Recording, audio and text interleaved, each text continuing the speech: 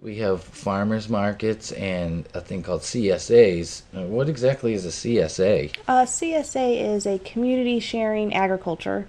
A lot of more farms have been doing this where you give them a chunk of money up front. The one I do is in two payments, but then you just go every week and you get your allotment that you've paid for. Um, they're great. You get way more food than what if you spent the same amount of money at the grocery store. And there's organic ones. I belong to an organic one, and it's incredible. I mean, I did halvesies with a friend of mine. We each paid $200, and we go in and we bring home so much food every week that I've been starting to freeze it for the winter. So when they have different stuff seasonally from the summer and the winter. Yeah, ours started in June, and at first we were like, really, this is it? Because all we got were the greens. We got lettuces, different types of spinach, cabbage, kale, Swiss chard, all the cool weather crops. And then all of a sudden, as soon as it got warmer, we're getting cucumbers, tomatoes, peppers, and things that I never even heard of. So it was kind of neat trying new foods and seeing how to cook them. And honestly, I mean, I bring home like 5 or 6 shopping the grocery bags a week.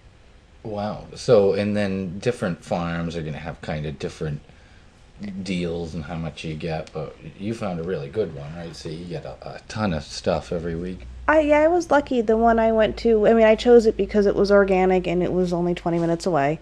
A friend of mine chose a different farm, and she's very disappointed. She goes and they just give her a box every week, and like last week she got one cherry tomato, which is kind of lame. Um, the one I also there's a lot of pick it yourself, so I have to go out and pick my own cherry tomatoes and tomatillos and all of strawberries, all of that kind of stuff. But it's fun. So you And do actually have to be careful that some farms are not organic. yep, yep. I mean, there's definitely a lot of farms out there that aren't organic, or they're trying to be as organic as they can and still make money. But the farm I picked it because it was organic. So how do you find the CSAs? I just Googled CSA and then I typed in my zip code, and it Oh, pulled up all the different CSAs in the area, including meat CSAs and all of that. oh And yeah, then, there's meat and seafood. yep, yeah, there's a seafood one that's offered, which is really neat because we don't live by the coast, but the guy drives up here once a week. You get a box. The lady that I went halvesies and she does that, and she got 4 lobsters one week. And again, it was $150 for 4 weeks of seafood, which is that's a really good deal if you That just would cost you at least three times that amount if you went to the store at or to a least, seafood market. and it wouldn't have been caught the day before. Right, right. It wouldn't even be as fresh. So how do you tell when it should cost as opposed to how much you're gonna get? Do you just have to kind of compare places or talk to people? Yeah, we compared and we talked to a few people. This other lady that we know, she actually does two, because when one starts to peter out, the other one kind of kicks in, and that way she can supplement her cooking all year.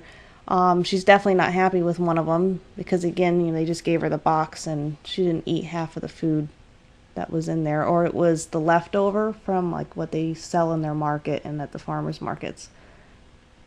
Right, and it is all fresh food, so you definitely have to eat it that week or it's gonna spoil.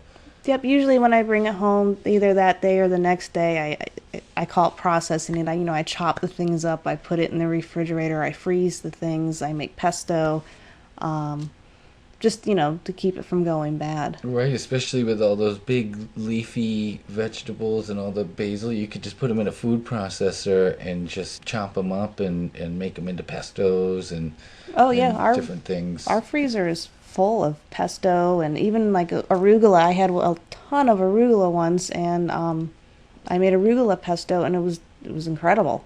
Right, and then when you chop it up, it all gets you can put it in small jars, and it's not going to take up a lot of space. Because I mean, how much arugula are you going to eat in one week? You know. Well, exactly, and my freezer's pretty much empty. There's no TV dinners in there.